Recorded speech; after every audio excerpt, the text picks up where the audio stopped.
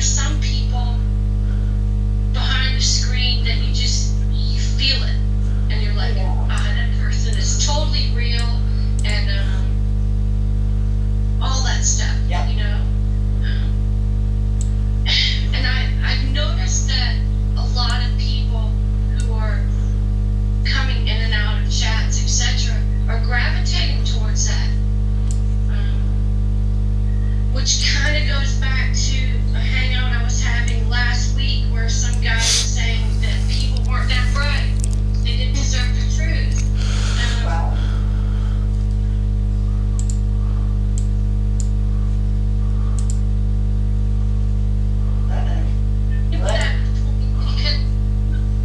We're being did I have a little lag? You went blank for a second. Again, I have the shittiest internet. Well, it could have been me too. Could have been my end, so. And it's getting to the point where I'm losing a little light, so I'm gonna have to like run around and turn some lights on. So actually, what I want to do is take a few second break if everybody's cool with that. If you want to stick around to it, you can. Up to you. No, it's up to you. It's up to you. I mean, you gotta do your thing. This is your show. You know, you gotta do your thing. I mean, I can always come back. If you'd like to stick around, there's not anybody else that I would ask in that I wouldn't have you in at the same time. I just need a second. Truth is, I gotta turn on some lights, and also truth is, guys, I can't sit still that long. I'm sorry. If I were being honest, I would tell you guys, I'm a freaking spaz. And so when you see my camera go off and stuff, it's because I gotta get up. I'm sitting here, I'm like this, I'm scratching my head. I'm a freaking spaz. But if I could be honest and say that and maybe take a break and here and there, I'd be in better shape. You should just do that. I mean, you know what? If they don't want to stay around, if they don't want to hang around, then let them go. I mean, it's not, I don't think it's offensive because if someone's boring me on the channel, I leave. You know, you can always you can always pop back in, you know? Honestly, everybody that's been coming to the hangouts has been awesome. I mean, yeah, I'm blown away by it. Yeah. But that's what I'm going to do is I'm going to just take a couple minutes and turn some lights on, get up and walk around, go to the bathroom, and I'll be right back. Hey Barbie, while you're doing that, I'm going to go grab something to eat then. Cool. Okay. Cool. All right. All right, I'll see you in just a bit. Okay. Thanks, Sweat. So, yeah, guys, I'm going to go to the bathroom. It won't take me long, but seriously, I have to get up and walk around. I'll be right back. So give me like just a few minutes, and then I can send Pure a link and talk to you guys in chat. So I'm just going to turn my camera off for a second, and I'll be back.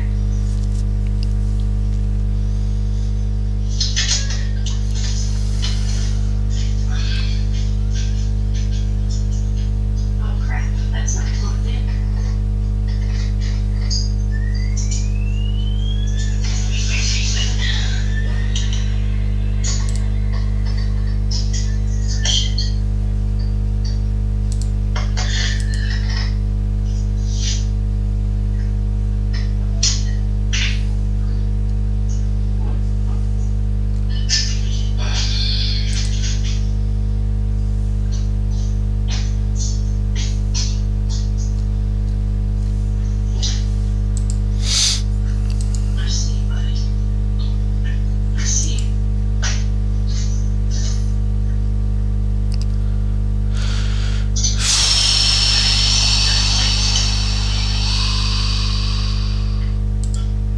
Laptop's shite, man, compared to the Mac.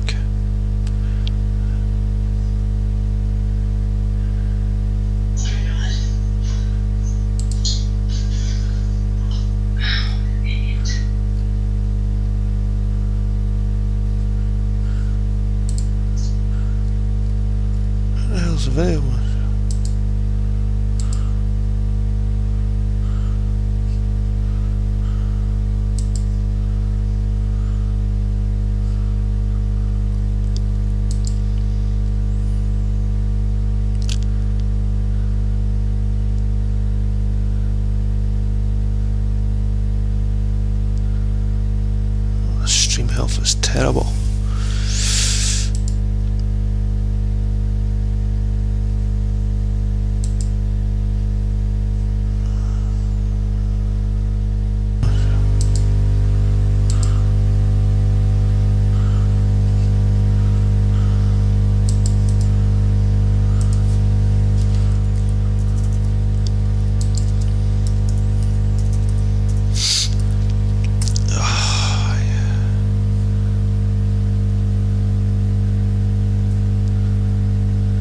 Stream health is terrible.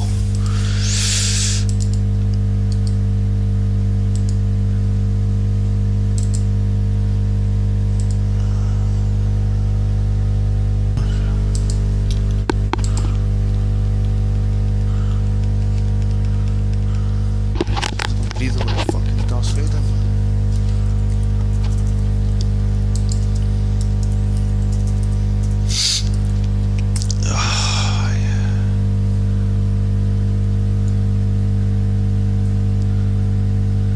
Stream health is terrible.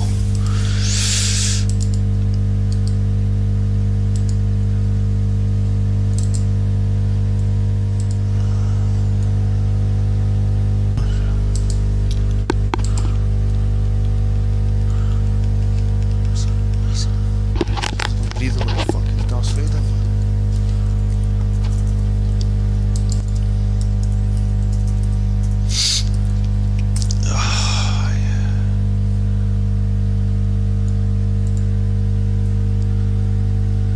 Stream health is terrible.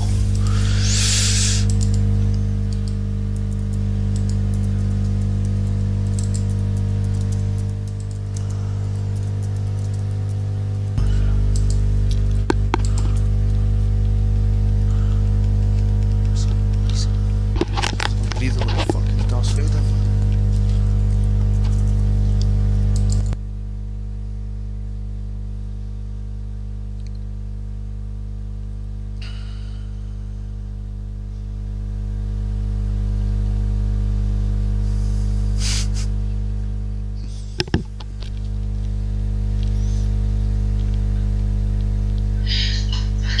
That's better. I gotta get up and move around and stuff. Thank you for your patience, guys. I hope the light is better. If the lighting's better, let me know. Because truth be told, I had like 1, 2, 3, 4, 5, 6 lights on just now. She went to get something to eat, Mark Taylor, but she will be back. So I'm gonna kind of go back and chat and see what you guys are saying.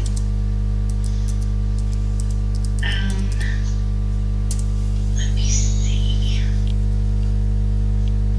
Well, I gotta go like way back. I'm seeing some funny stuff already. Yeah.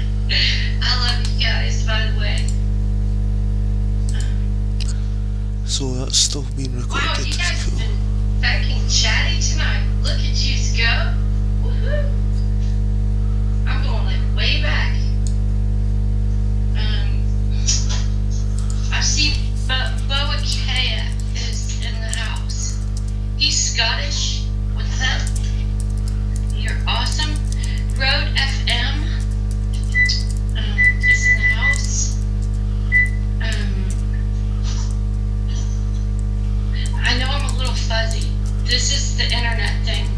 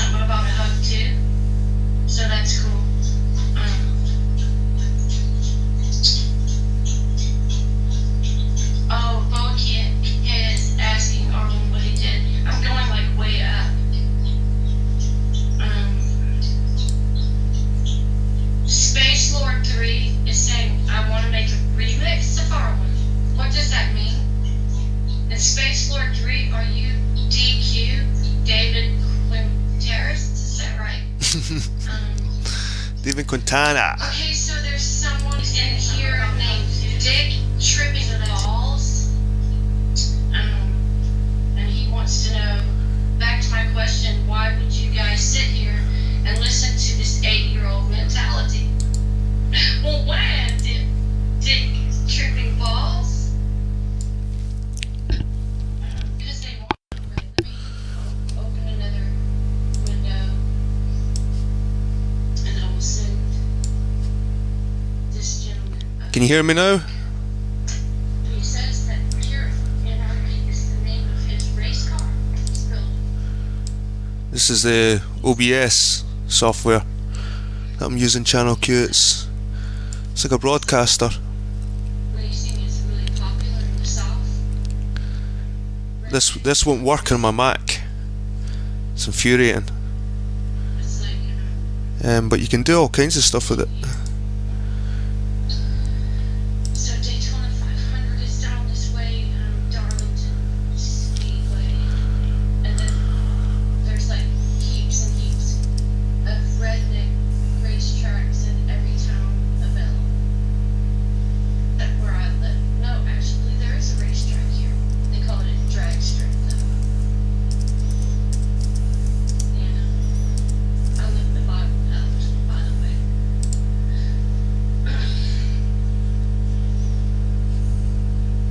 So I'm pretty sure. Okay, yeah, he's alright. I'm gonna send you the link from the message he sent last night. Pure anarchy.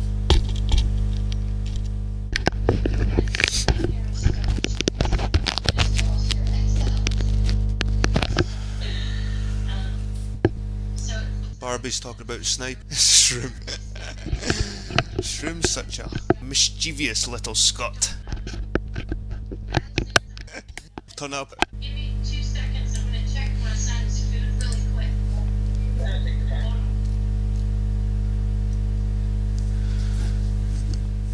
Macs suck, much like iPhones. The apple is a forbidden fruit. Look what happened to Eve. Lol, he loves me. I don't like Barbie. You're quieter now. Can't hear you as well. That's a pretty cool effect. Aye, Channel Q, I'm just playing around with these things because there's more options on this than Google Hangouts. And apparently Google Hangouts was stopping through YouTube on the 25th. And it seems to have continued for some reason, so I don't know what's going on.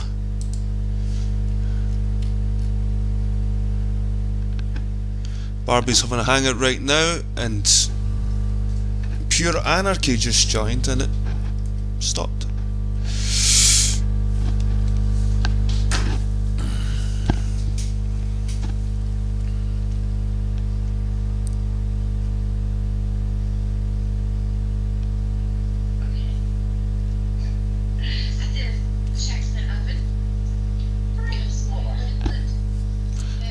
Yep, Barbie's having a hangout. And I'm not sure if Pure is talking. Yeah. Holy shit, what happened there? I barely hear you though. How was that? Hey, Jared. Hey, good. How you doing? Good. How are you? What I'm gonna try and attempt to do is have a broadcast of the Google Hangouts,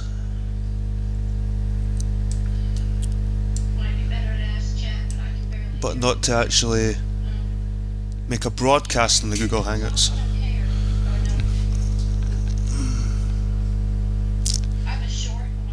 Which means people could come in here and snipe the Google Hangout, but my broadcast on OBS will still be running. So it doesn't really matter, because this Google Hangouts isn't running through events on YouTube. So I think this is what P. Mars does as well. Not sure.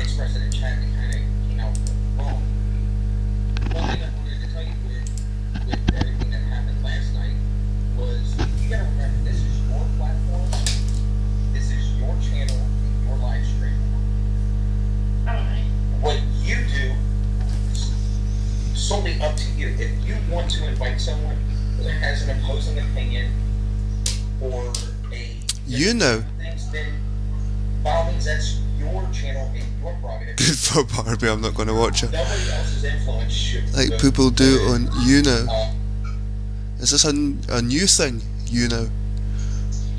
Channel Q. I'm going to get a drink. My mouth is like an Arab sandal.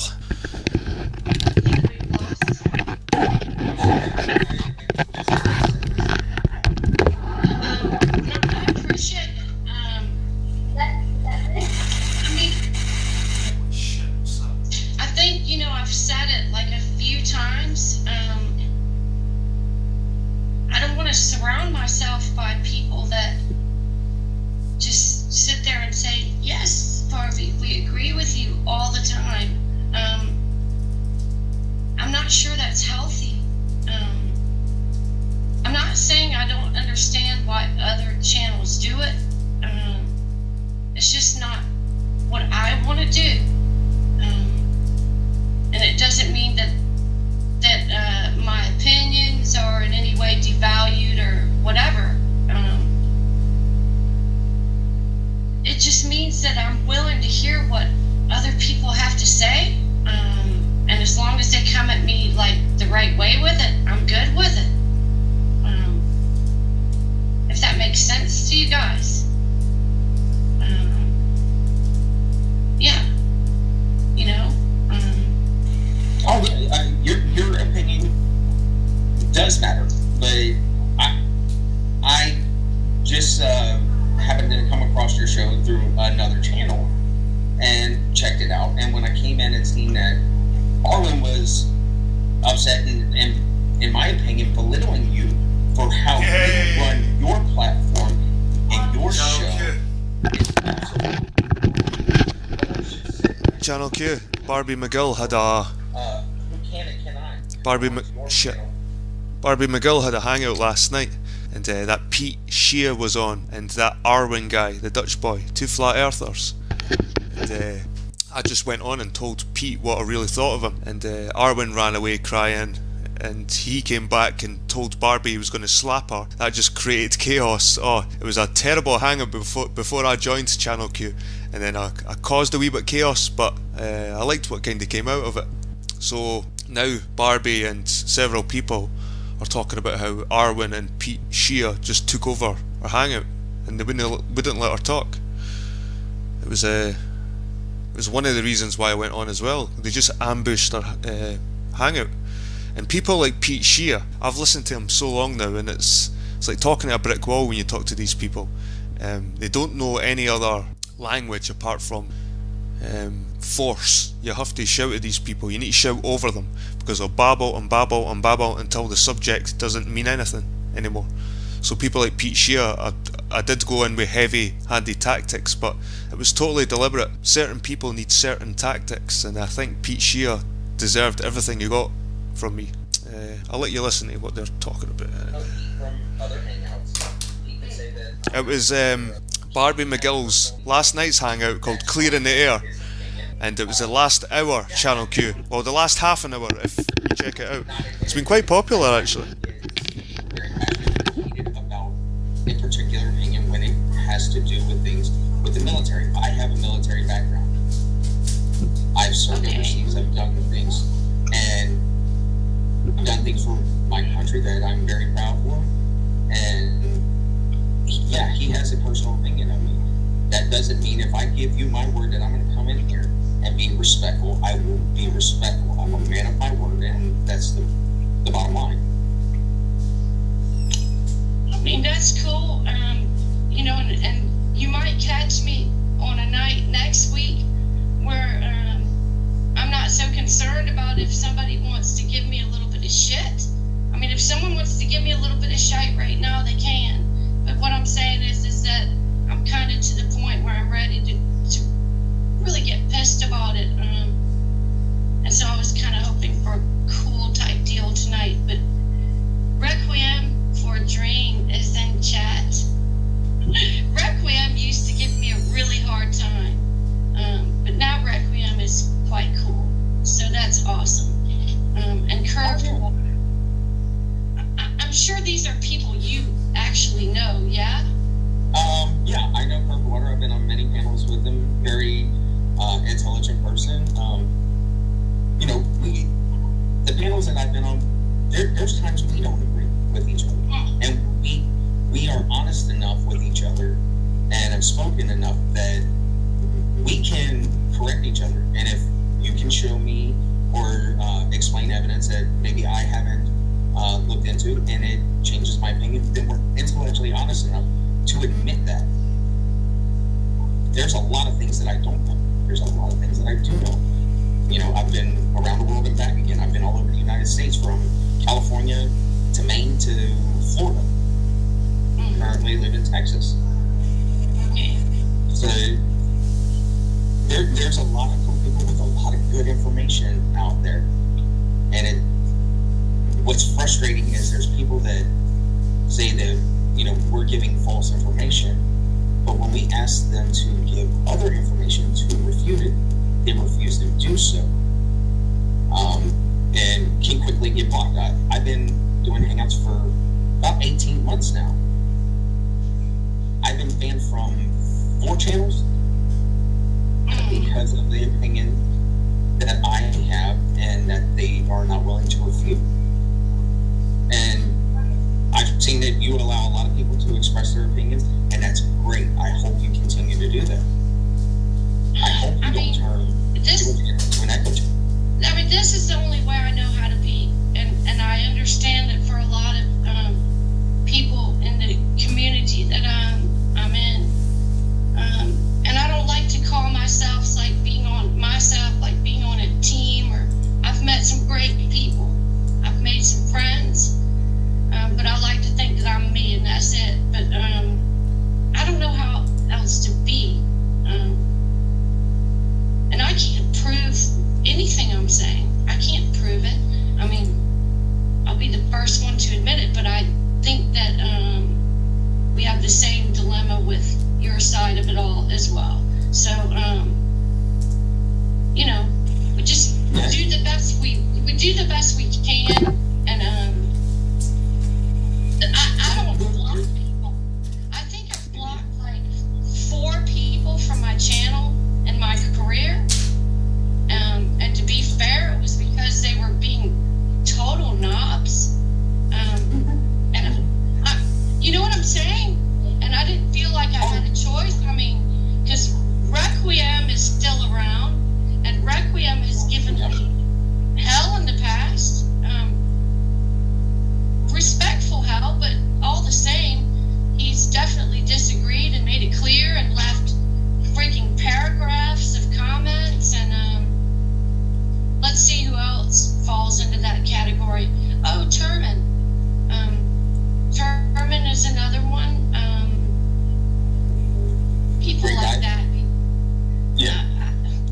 I mean, I don't see the sense in it. If there's one warning that I can give you, it's who you hand out wrenches to. Because same channels that I've been banned from are some people that if you go from channel to channel, their same spanners are the ones with the wrenches, and they're the ones that have banned people for no reason, asking a simple question. And I'll give you an example of the question that I asked and got banned for. Okay. Which we see twice a year. Why do we see on the equinox the sun rise is due west for the entire world?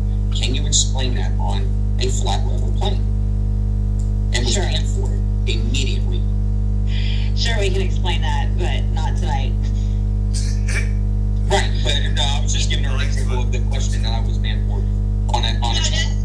That's cool. I mean, I'm not going to ban somebody for asking that question. Big P99 is actually in chat. That's somebody who's been with me quite a while as well. Like I said, I've banned like 4 people in my career, and that's because they were being total pieces of shite. And at that point, you know, you don't have a choice, because someone just won't stop. They want to be ugly. It's not about them giving their opinion. It's about them being absolutely foul towards me. And I'm not willing to put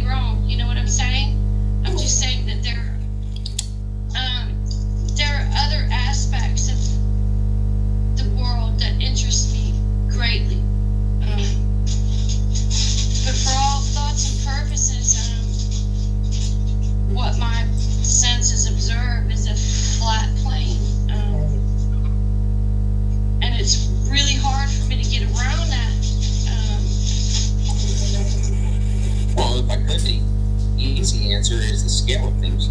You're talking about a person, you know, I don't know exactly how tall you are, but, you know, we'll say 5'5", for instance. I'm taller than that. Okay, 5, whatever. You know, and you can take somebody 6 foot. You know, somebody that's 6 foot tall versus a world that a circumference of more than 24,901 is the exact. On the scale of things, it's like an amoeba on a basketball. I mean, I know that's the argument and stuff. And again, I'm not going to like get hot and heavy into this tonight. No offense. And I promise you another night I will.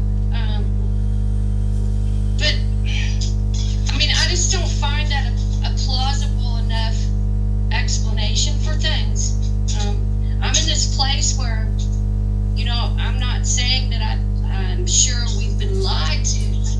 I'm sure that there are certain things that no one really knows about. And to assume any different on our part, no matter the shape, it's silly. It's really, really silly. You see me? But yeah, you know, I've heard Hello? all the arguments. Seriously, I've heard all of them. I don't know how to use this thing.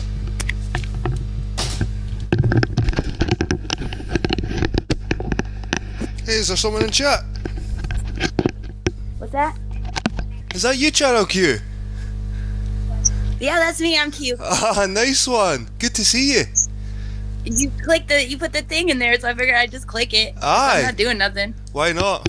What Hi. you been up to? You probably can't see me because it's so dark. Oh, Huh? What you been up to? In your busy Working, schedule? That's all I do.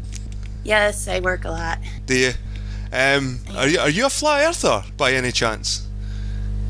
Oh.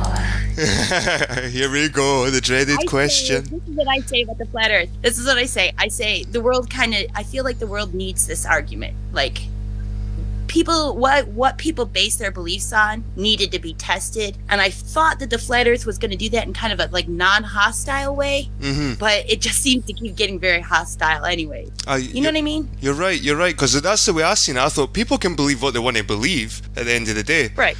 But the way it's turning out now, it's getting more, like, aggressive. Like, I'd be worried if I was a flat earther and showing my kids the flat earth and putting it on YouTube and things like that. I'd be worried that the child protection might come to the doors. Because, I don't know, Channel Q, what's your real name? Dominique. I don't know your real name, just a name instead of calling you Channel Q. You can call me Dominique. That's my name, just like that saint that you researched. Cool. Aye, Dominique. Aye, the way I was speaking to somebody about it, and it would appear harmless at first, but if the flat earthers admitted it was kind of like a religion, I think they would be left alone, because you're allowed kind of like religious, like there's a Scientology church. Yeah, people respect religious beliefs, like as a given. People respect people's religious beliefs. Yeah, but there's certain flat earthers that aren't. It doesn't seem to be that way. It seems to be more activism and all about taking over governments and authority and things like that. And it's becoming like a militia. It sounds extreme, but it just to me it's becoming more like militarized. What do you think? Yeah, well, I don't know. I think that people so there's the internet, and people usually use the internet to just be really, mean to people that they don't like, even if they only just didn't like them for 1 second. Then they just let loose on them because for some reason the internet gives people the safety to think, hey, I can take all my bullshit out on somebody. Mm-hmm. The flat Earth isn't immune to that kind of internet. Yeah, Yeah, but you find yourself. Well, this is a situation I was in. I was actually a sympathiser for flat Earth. I liked how it was challenging me to look at my world harder. Like I liked that aspect of it. Yeah, but when you say that the world is a globe, do you really know why? That's pretty good. It's pretty good for people to try to have that kind of knowledge in what they say is their intelligence, that they can have like that confidence. Mm-hmm. But all the ugliness is just it just seems like there's nothing else to talk about anymore, so everybody's just going to get ugly until it all just explodes, apparently. What do you usually listen to when it comes to flat earth information? Well, when I started with flat Earth, honestly, there wasn't any flat Earth. The flat Earth kind of exploded at the same time that this really strange thing happened to me, because I was working on this book that I've been writing for a long time about, like, you know, because I studied anthropology. I wanted to be an anthropologist. And so I was writing this book for a long time about myths and just how myths get started, how people believe in them, how the same myths have been, you know, repackaged and resold century after century. And I was working on it. So then as part of this book, because it was going to be like a video book, so I wanted to include pictures of, you know, if I was talking about Mithra, I wanted to have a picture of Mithra. If I was talking about Zeus, I wanted a picture of Zeus. You see what I'm saying? So I wanted a picture of the Earth from space. So I was scouring the internet trying to find the actual picture, one that didn't say it was a composite, one that didn't say it was, you know, altered in any way by any kind of Photoshop or computer. I couldn't find the photo. And then I kind of just stumbled into flat Earth because of that. Mm-hmm. You know what I'm saying? Because then I was like looking for this globe picture, and then I went into this group of people that were kind of discussing things, and I was like, does anybody know where you can find this actual picture from the, you know, of the Earth from space, so I can get a copy of it for my book? Mm-hmm. And the next thing I knew, there was just all this flat Earth stuff exploding everywhere, and Globebusters started right around there. Mm-hmm. And for a while there, it was kind of like I talked to Jaron a little bit, or Jaron, or whatever his name is. But, you know, he's not a very cool human being, in my opinion. Like, some of the exchanges I had with him were very, like, obnoxious and ridiculous. Mm-hmm. And then I have kind of a friendship, I would say, with Math, Powerland, or Boylan, whatever you want to call him, and Jake Gibson, Flat Earth Asshole. I would consider them, you know, acquaintances that I've talked to on a pretty frequent basis. And do you reckon they guys are still quite strong within this scene, like with the videos they're producing? I think, yeah, because they both have like their own I think they have their own fan base separate from everybody else. So that's always, they're always going to have that group. But they two guys are like the charismatic guys in the flat Earth. I've got to say, like, they're the guys with the looks, they're the guys with the charm. They could sell they could sell ice in Antarctica, and they guys. Well, maybe they can sell ice. We'll see if their t-shirts move. We'll see. But because they do have shirts now. And Matt has got the whole power line thing where you can send him a pair of pants and he'll stain them with paint and send them back to you. So, have you sent a pair? No, I own properties. I'm like a landlord, so I'm constantly having to fix things and paint things. So I already have clothes that look like that. Cool. You know, they're my work clothes. I do my remodeling work in those clothes. So did you ever publish your book, or is it still an ongoing thing? It's not done yet. It's because I'm starting from the beginning. With the very first written language and the very first, cultures, and I'm going all the way through to modern time, you know what I mean? All the way through it all. And I'm trying to include as much real information, and then I'm trying to make this video, and I don't really have very good video editing software. And my Windows program is XP, so I'm kind of getting locked out of the internet because I got to upgrade to 10. So just some issues, and I don't have a lot of time for anything, so, Right, well, does your book kind of play with the ideas that certain religions have came from ancient religions and things like that? Well, yeah, a lot of the stories and stuff. Yeah, just like the zeitgeist thing says that Jesus is Horus, and they're all the same story told over and over again with little changes for the sun god. Yeah, and because that's not untrue. That is true. You know what I mean? What kind of reaction do you get off the Christians when you say stuff like that? Do you ever say it on an open platform, or? Well, I don't really have any open platforms with Christians besides my Facebook page, and I tend to quote a lot of things from the Bible because I'm kind of a smart ass. You know what I mean? So they might think that I'm real Christian, but I don't usually. I'm more of a Satanist in the fact that if you don't ask me for my opinion, I don't give it to you. That's that's how I do it. So if you want to make assumptions about me, I let you have them. If you don't want to ask me directly, then I don't answer. Is that the way Satanists roll, kind of thing? Like, if you don't ask, you don't get? Well, yeah, it's kind of just like one of their laws. They have like these laws. Like, I've read every Bible that exists in this world, in this realm. Every Bible that there is, I've read it, and I've tried to study each religion, just enough to feel like I authentically understand the basis of that religion or whatever. And that's, Satanics, they have like 9 laws, I think it is. And that's one of them. You don't make explanations for yourself. You don't share your opinion if you're not asked for it. But I wouldn't really call myself a Satanist. I was going to say, do you think that's a good thing? Do you think that's a good thing, yeah, just to keep your mouth shut unless you're asked? Well, I feel like, people say opinions are like assholes, and we keep our assholes in our pants unless somebody asks to see it. So, you know what I'm saying? I suppose, but if I lived my life by that law, I wouldn't be here right now, I suppose. Because I feel like I'll give you an analogy, Go ahead. People always say that. All right, an analogy. I think people get mixed up with analogies and like metaphors and things like that on Facebook too. YouTube. I hear a lot of like analogies and metaphors and nothing really rooted in reality. Like in my eyes, I hear a lot of analogies, clever analogies. I think Morgile's one of these guys that he just constantly. I would call him like the king of analogy, and like his baseball analogy. It's like every single time you see him, he has to make that analogy. Write a new one, dude. Just please write a new one. And at the same time, they're sitting there watching NASA videos, watching the space station, and they're the guys at that baseball game they don't like. You get what I mean? And it's like.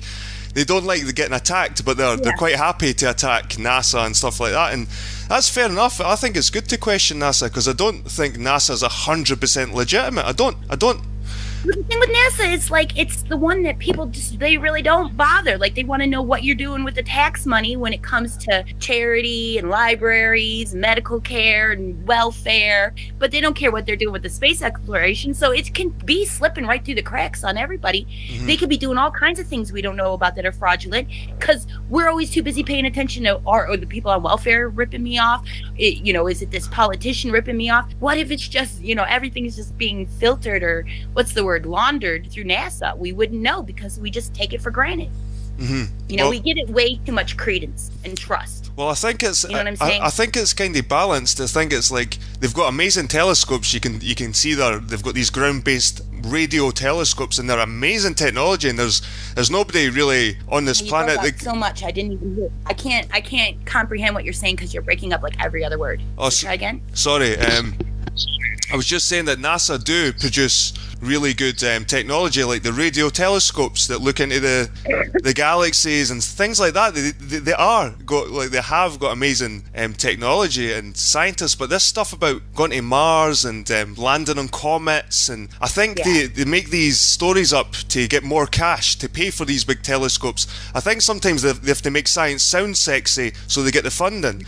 I don't think they're lying all the time. I think they are doing stuff. I think there is satellites, and I think they can go so far, but like to say they're going to Mars without trying to test it on the moon first. I would have built a base on the moon first to see if we could build some kind of structure, or I just think this Mars stuff is so far-fetched. It's hard to believe it. I do think that the moon landing was faked. I do think that they faked it in a TV studio out of desperation because of Russia, because of other things that were going on at the time, and they just wanted to cover everything up real quick.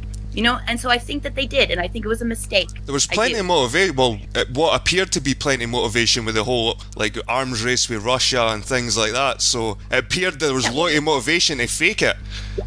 But there's definitely motive. But when you look at the big picture, do you actually think that Russia and America were against each other, or were they just playing the game? So why would they? What I don't think there's any difference between one country and another country. I think, with the exception, any country that's part of the Federal Reserve. If they're in the Federal Reserve, then they're all the same fucking country. Well, but if they're not involved with the Federal Reserve, if they don't go through the Federal Reserve, if they don't buy into the petrodollar, then they are a different country. Mm-hmm. But all of those countries that are in the Federal Reserve and do the petrodollar thing, they're all the same country. That's what I think. That's what we've evolved. Well, the way I used to look at it was America versus Russia, the Cold War, the commies against the capitalists, things like that. And when I was into the whole Zygus stuff, and then after a while I realised that the Russians were just in hand with the Americans, the British. So that goes back to me thinking the motivation to fool the Russians. Like, was there, like, the motivation disappears if you're hand in hand with the Russians. Why would you be racing against them if you're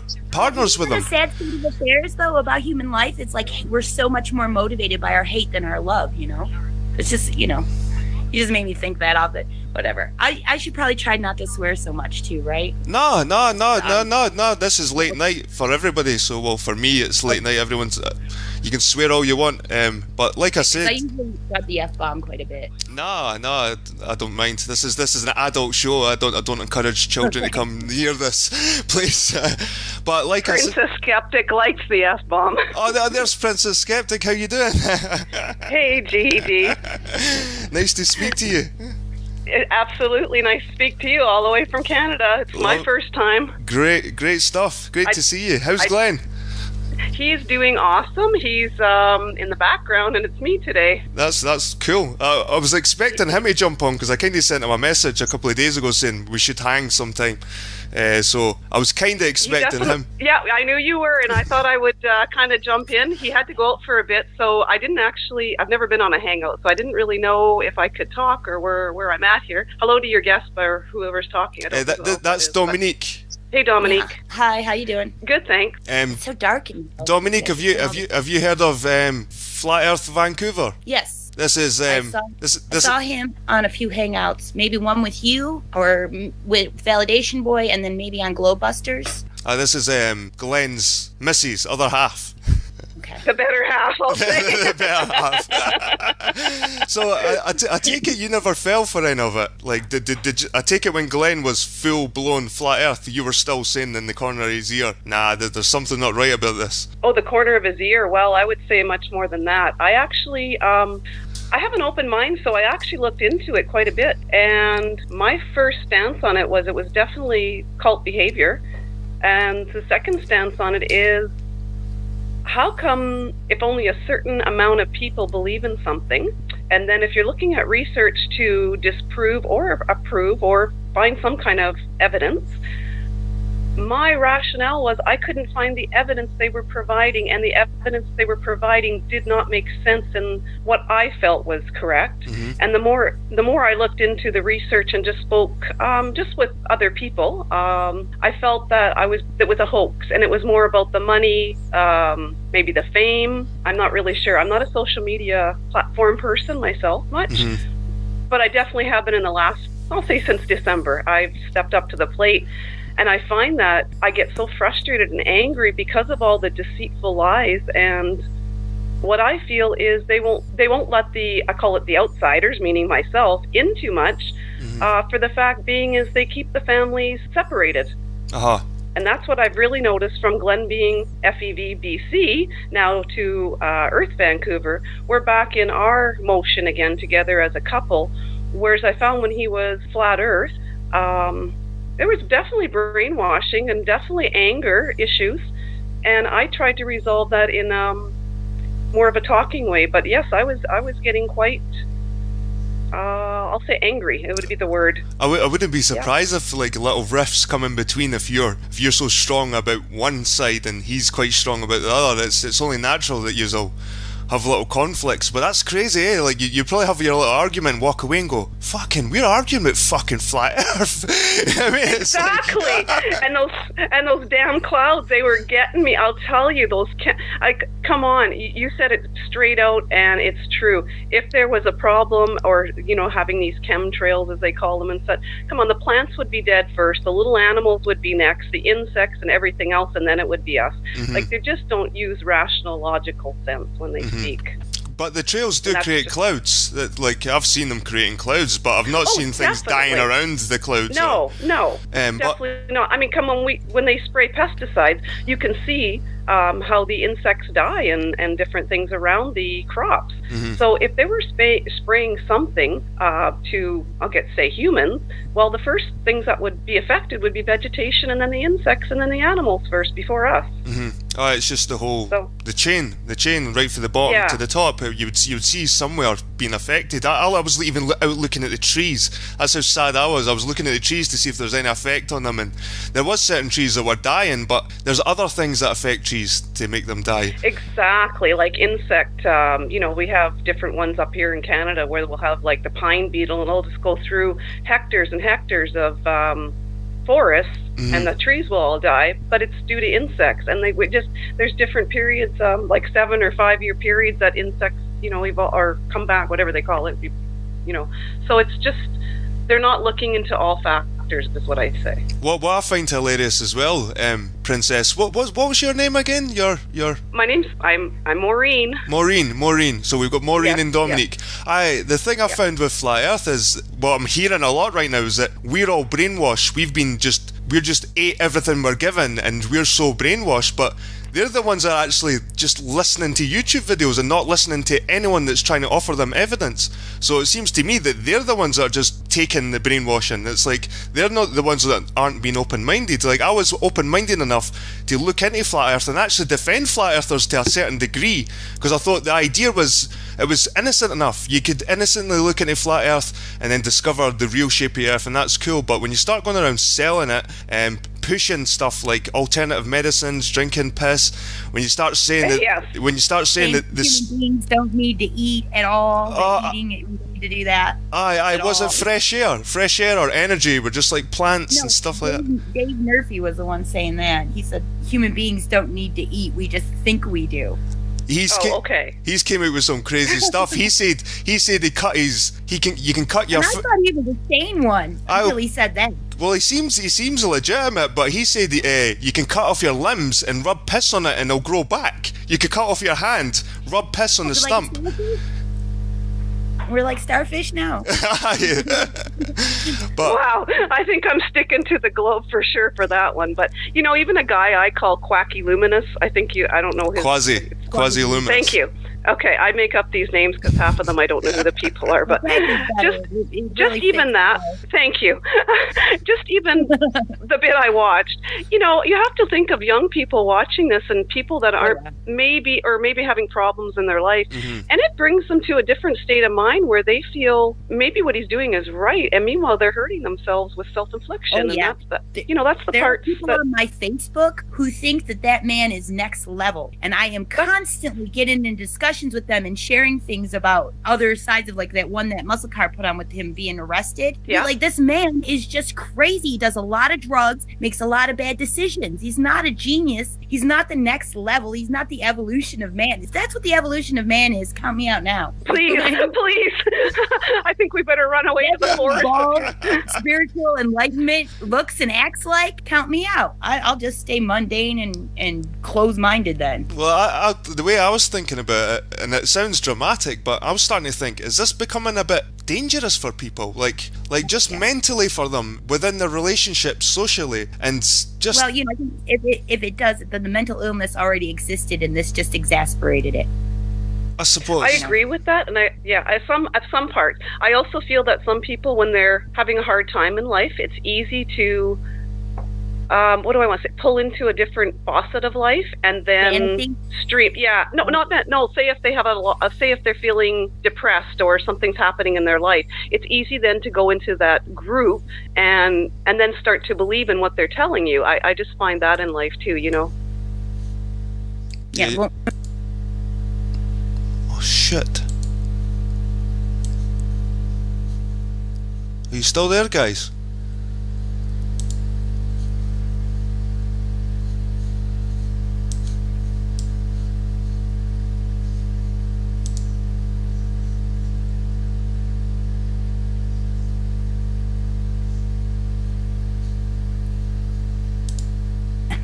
Alright guys, you were in my call there. So this was a different hangout for you, Jed. Absolutely, for a fact. You have two girls on here that I don't know. Have you spoke much with? Dominique, have you and Jed chatted? Do you have an avatar that I would know you from a name or something? No, I'm probably not too popular on YouTube. Okay, well I'm not either. So welcome to the club, honey. My band. Oh, okay, okay. I said I'm not too popular myself, I believe, because I've been very straightforward and voiced in my opinions as of late. And the reason I felt propelled to do that, I'm going to call it, is I just feel like the fraud is so vast among YouTube, and it's hurting a lot of people, and it hurt our relationship even, to the fact that I'm so happy that Glenn, due to the fact of finding his own self, I'll say first of all, and then listening, that was the second key, listening, and then taking that next dance to figure out, because I would never force him. I mean, he's not a person, I wouldn't want a relationship like that, but he definitely needed to find his own, and thanks to yourself, GD, and to Tim, and to different, I think there was a few few other ones, I don't know their names, and to myself even, and then to his own self, recognizing what happened to him. So I'm going to say you were right when you said once, not a lot of them get out, and I'm certainly myself so happy to see him do, I'm not going to say complete turnaround, because that wouldn't be true, but at least to distinguish the facts from the fake. Yep. I'm glad to see Glenn. But I knew Glenn was never lost. He was always questioning. Yeah. I would never look at Glenn and think he's a lost cause. There's certain people I looked at, like Martin, and certain people. Yeah. There's no point. It's just like a religious fanatic. You can't convince him any other different. But with Glenn, I knew there was a wee glimmer of hope. And if you could just I knew he was going to keep looking if you presented the evidence properly. Not try to sell it or anything like that. So I always knew there was hope for Glenn. I definitely knew it too when I met him, and I still do. You know what? We all learn in different ways, and we all sometimes take, I'm going to say, information and don't, what do I want to say? Don't really look further into what we should be and just take it for what it is. Whereas he learned that lesson now. I'm going to say that. Maybe that's the problem with society in general, that they're so quick to react when they see certain news articles. It's just instant emotional reaction without thinking. Without thinking logically, why would they do this? Where's the motivation for this? Who could be behind this? It's just instant. It's like instant reaction, so people want to go to war instantly without rationally thinking about stuff. It's like, I think it's a human thing, to be honest with you, Maureen. I think it's like something that's built in us. If a lion jumps out the bushes, you're not going to stand and think about it. You're just going to run.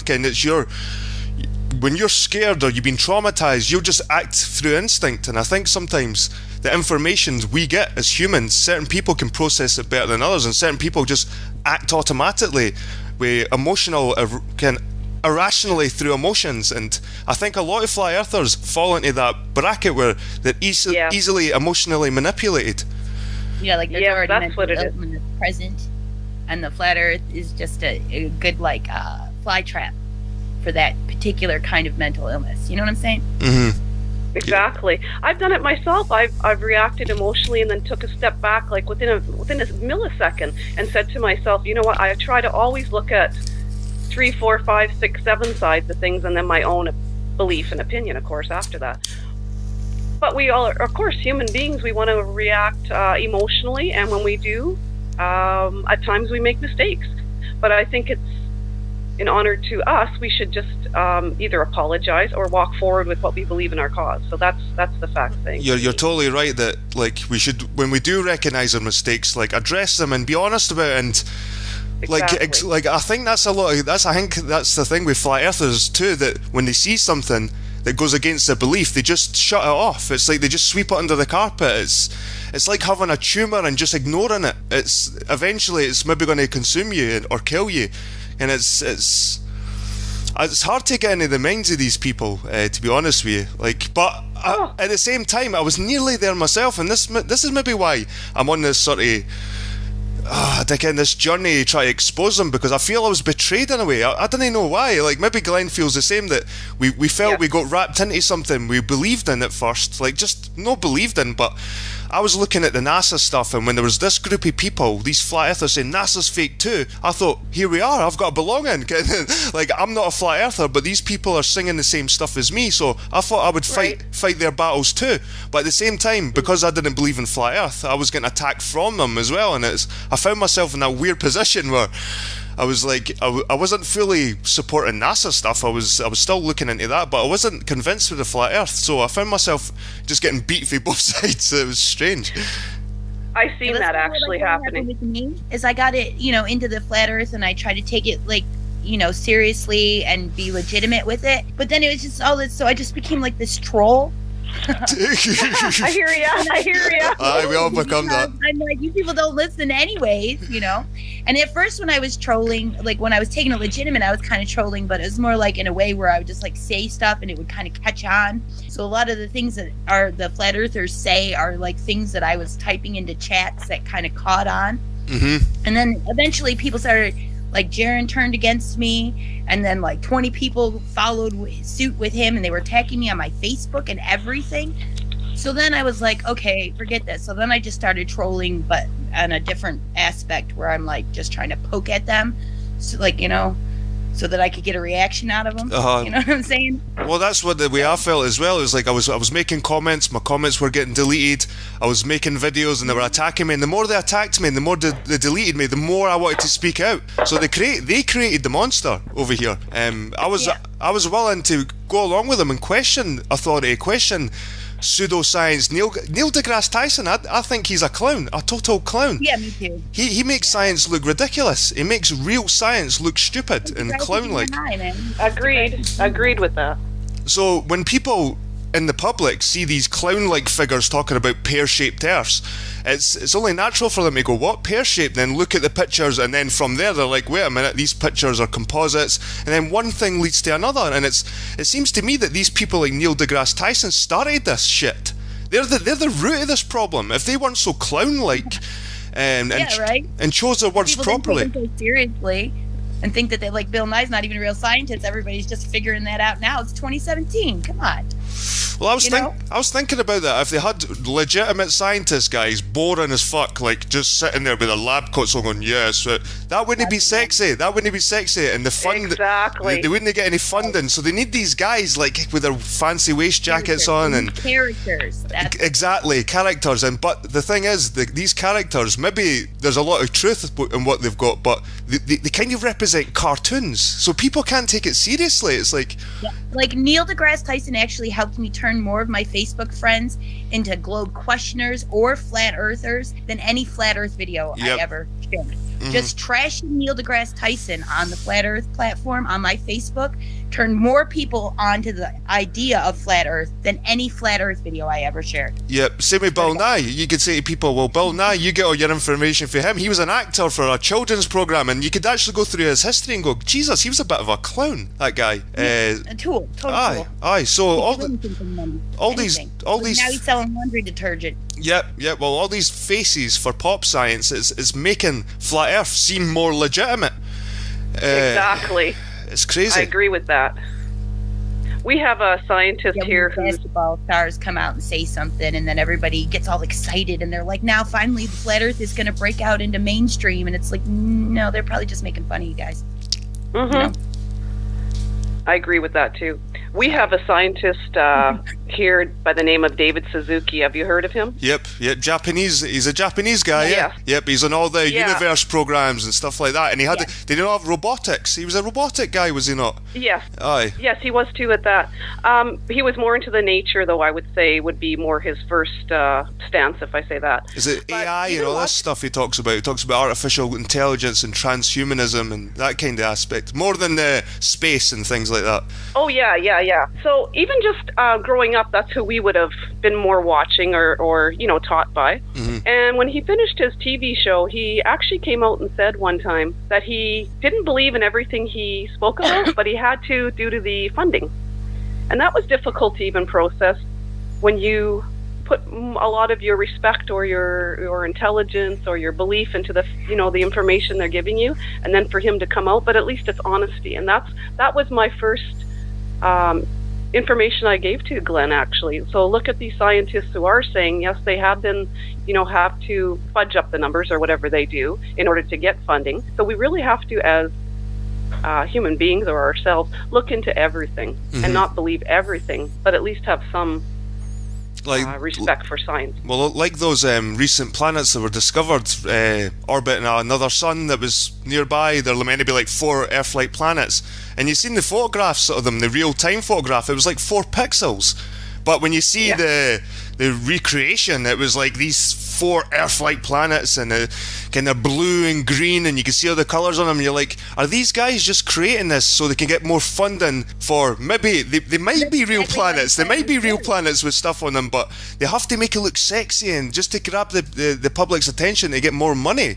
Like, I think there is a layery truth somewhere, but it seems to be buried under all this sexiness, like just the... That's what you know what you hit. Yeah, that's exactly what I find, and it's that's why you have to dissect, and you have to use rational and logic, and also belief and faith, and then you go on from there. So the flat Earth. So where does your belief in like space and Like, where does it go for you? How far does it go? Like satellites, moon landings, trips to Mars. How far? Where do you draw the line? Where do you draw the line with this space? Okay, so this is just my belief and my opinion, of course. So I do believe in space. Mm-hmm. I'm having a problem right now deciding between the two factors. I feel like the landing on the moon was faked due for funding and for the the countries to be whatever they are against each other or to beat each other. I do believe in satellites, though, and I don't believe they've traveled to space yet. That is my, if I say opinion, I guess.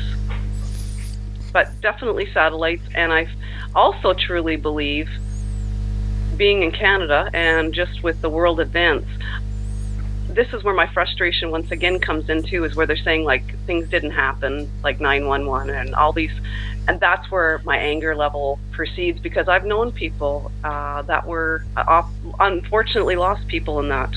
Mm-hmm.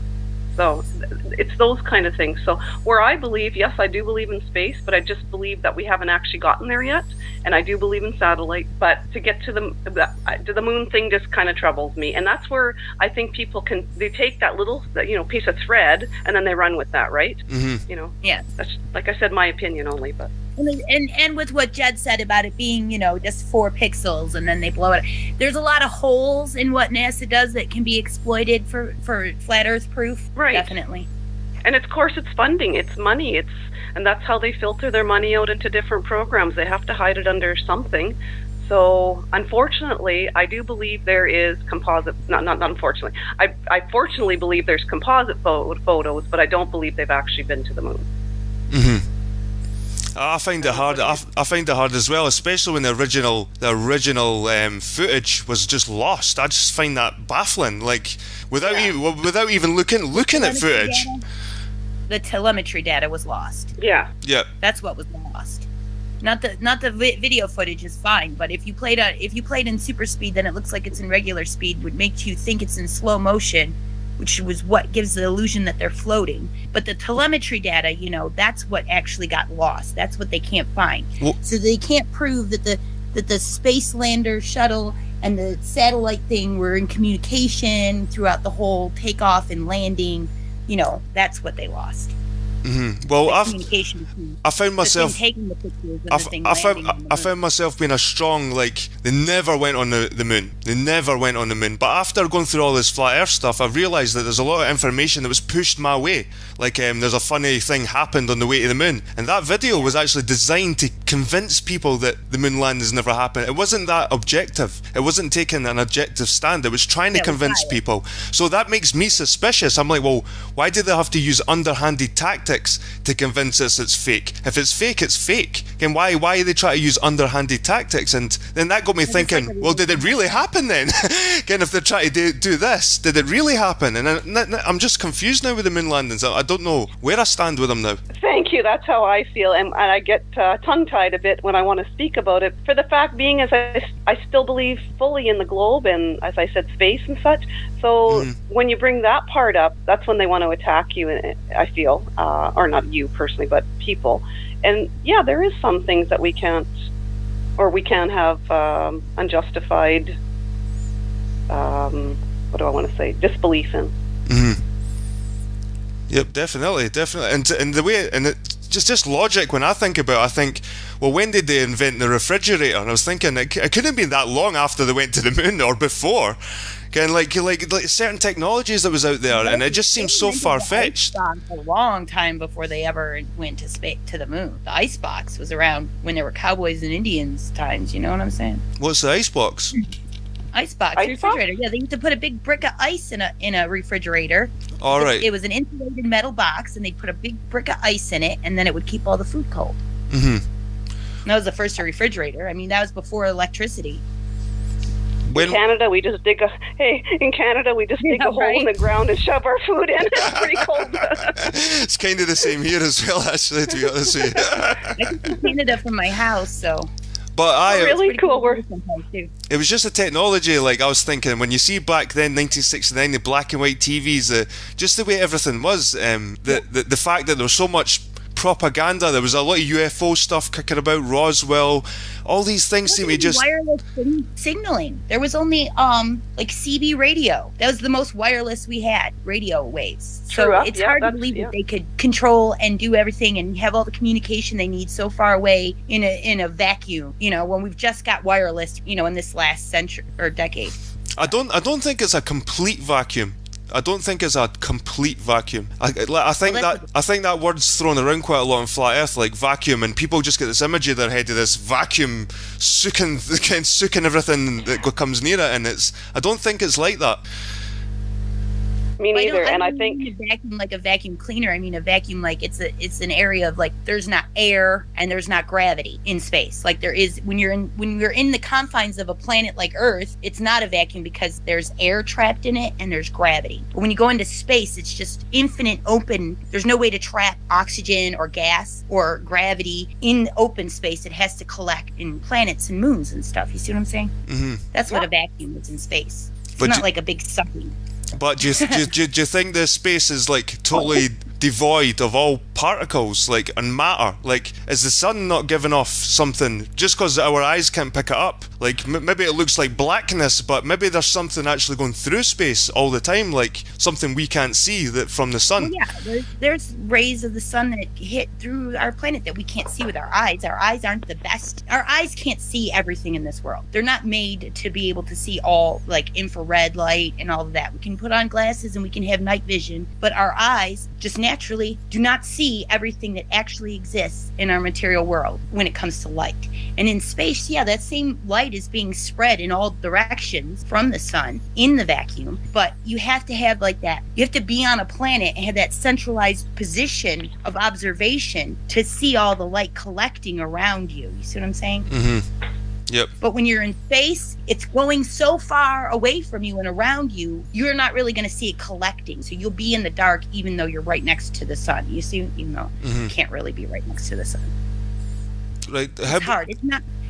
Being in space isn't like being like if you went in your closet and you turned off all the lights and you turned a flashlight on. You know what I'm saying? Mm-hmm. And right next to the flashlight, the light is bright, and then up on the ceiling where the light is shined on, the light is bright. But in between the flashlight and the ceiling, the circle of light on the ceiling, it's kind of not as visible. You know what I'm saying? Mm-hmm. The light kind of, you don't see it as well. You have to look at the centralized position where the light is coming from and what it reflects off of, which would be our planet in this case, which is why we can see it. Mm-hmm. See what I'm saying? Well, I kind of had the same discussion with Osman about that. I was saying that maybe when we go into space, we don't see stars because light in a way is invisible, and we only see it because it's hitting off the things that are in front of us, like just the particles in the air. Same with a laser. When you get a laser beam, it's not the laser. It's not the light you're seeing. It's the particles it's actually hitting. It's reflecting off. Right. If there was no particles, you wouldn't see the laser beam. And the hydrogen and all of that's in the air. That's why you're seeing. It's the same when the sunbeam shines through the window. It shines through the window every day, but you only see it when it's really dusty and the dust collects in it, and you see. I was just thinking that. Yeah, or the definitely. Cigarette smoke in it, or whatever. But the sunlight beam is always shining through the window, but you only see it when it's reflected off, your cigarette smoke gathers in it. You know what I'm saying? Mm-hmm. Or if your window's dirty and then it's shining through the dirt on the window, then you can see the light ray. But otherwise, you just see light in general all around. And in space, it would be the opposite. You would just see darkness all around because there isn't anything for the light to be. You know what I mean? Because all the particles are being pulled towards the centers of gravity, which are the planets and the moons and whatnot. Mm-hmm. So you have to look at those things to see the particles. The light. They're not just, around because they've all been collected. Oh, you're quite up to scratch with your stuff, Dominique. I'm impressed. I went to college for anthropology and physics. I know what anthropology is like. The study of bones and how you can separate certain species with certain things and with bones in the face. Well, criminal anthropology, it's like how to build a face, like from like a crime. If you find a skull, you make the muscle layers and then the skin and stuff like that. Like just knowing the face. And is it mainly the face or is it bones in the human body in general? Well, I'm not sure if you're talking about anthropology, because the anthropology that I studied was about basically the human experience, religion, cultures, civilizations, that kind of stuff. Right. But there are other kinds of anthropology. Like my anthropology also taught a class called Man and Monkeys or something like that, where he would teach about evolution and stuff. But I didn't take that class. I took the one. So where do you stand with that kind of stuff? Do you believe in the Big Bang, or do you believe that we evolved from some kind of ape, or where do you stand with all that then? If you've studied, well, I do have a problem like with the accepted theory of evolution. I do think, just like how maps, there's a racial bias because we come from a history that had a racial bias. It's just a fact. I'm sorry, I didn't have anything to do with it. I wouldn't support anything like it happening now, but there was a racial bias, and they created maps with a racial bias, and I think that they created evolution with a racial bias. And so I don't really fully, Lloyd Pye is a scientist who was trying to fight this whole evolution theory of evolution because it was holding us back because of the whole missing link thing. And he was saying that there's no way we evolved from this ape because of how many bones we have different, and there are no, people always say there are no evolved apes. The apes aren't continuing to evolve into humans. So I just don't think that we came from apes. I'm not going to say that evolution isn't a factor of existence or life, but I don't think that human beings, I think human beings have been human beings, and they just have been human beings all along. See what I'm saying? What do you think, Maureen? I'm being quiet on this one, aren't I? Well, this is something that Glenn and I, he's the opposite to extreme than I am. So I have to say I agree with Delphine to the point that I believe in the Big Bang, but I don't believe that we came just strictly from monkeys. I believe we regenerated up through, atoms and protons and the whole business of, mammals and such as that. So I don't believe in the Darwin, but I do believe that we've actually have grown, if I say. Now, that being said, I also believe in God, but not in a biblical sense. Right, just in my own space, and that's how I have to say it. So opposite of Glenn, yes, but we all have to have opposites to. You could easily say the Big Bang was created by God. Yes, and he's not around anymore. He just he's away. Again, that's it. Right. But I do get mixed up between, and this is the part where I was hesitant because I don't know really. This is the part where I get really mixed up. Was it humans that were here and then everything else evolved, or did we actually evolve? So that's where I kind of get mixed up on what I feel, and it's I'm still looking into that actually.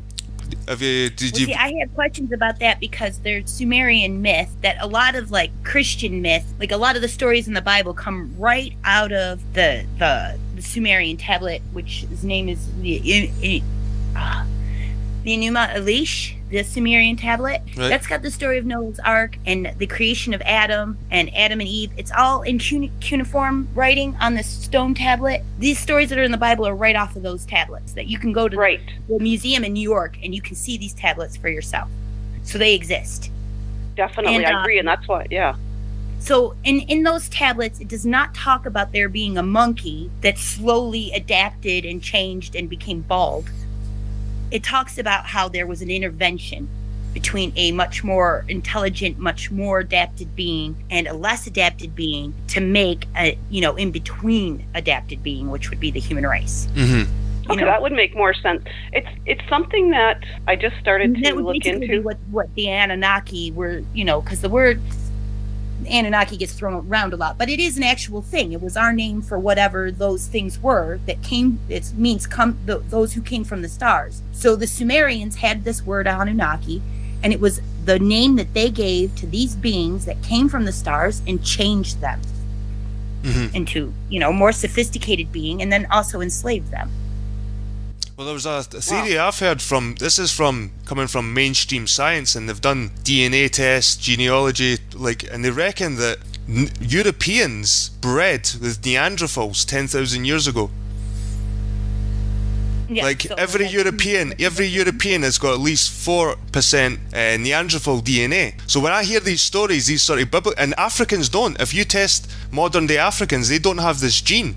So the way I see us is like Europeans are like ancient hybrids. They're like we're half human. We're not even fully human. Like the Africans are probably more human than us. The whole rhesus monkey gene, which is what makes some people positive blood and some people negative blood, is the existence of rhesus monkey gene in their blood. Mm-hmm. And sometimes I think like the Bible stories, it's like when you hear is it the Book of Enoch, when they were meant to have bred with the giants and they produced the Nephilim. I was thinking, could these giants be big Europeans moving from North Europe, breeding with the Middle Easterns, and then the children were classed as Nephilim because they're maybe a wee bit bigger. They're maybe only 6 foot, but back in those days, 5 foot was an average height. So if these people were 6 foot, they maybe be seen as giants. Maybe a bit barbaric, looking like Neanderthals, big brows. They maybe they're bred with the Middle Easterns, and this is where you get this sort of, I don't know, this sort of hybrid race from the Middle East that seem to have jumped into the Egyptians and things like that. You see this sort of hybrid ginger-haired race kicking about the Middle East, and you're like, where the hell did this come from? Yeah, well, you're right, except for that the Nephilim are the giants.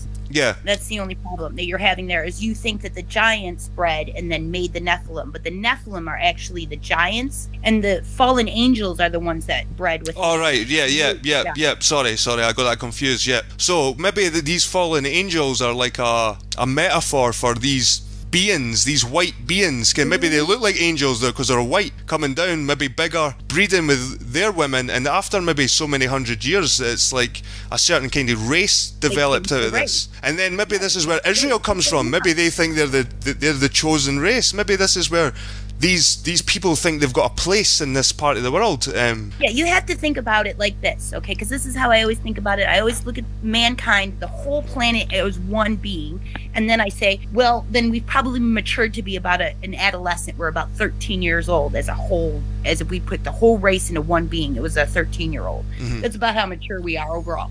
And if you see how close-minded people are now, with how much they can actually observe about where we are just all on their own. They can go outside, they can go on the internet. There's all these sources of data and information. But back in those days, people knew the world to be as big as their world was. They didn't know what was, 500 miles, north from them. They didn't know if people lived there. They only knew their family, their village. So they were very close-minded. So a lot of their stories you have to interpret from a very biased, very small place. Mm-hmm. You know what I'm saying? So absolutely, there could have been all kinds of, different people living in all different kinds of regions and they just weren't aware of each other until something happened that caused them to have to meet. Some sort of cataclysm, some sort of... Well, this is where I was going to go. I think there was a major cataclysm in Northern Europe, maybe during the Ice Age. Maybe that's what caused the Ice Age, this major cataclysm. And peoples from Northern Europe, maybe it was warmer before this cataclysm. Yeah. And they had to move, maybe they had to move in because everything was dying, crops, maybe they had to move further to the equator.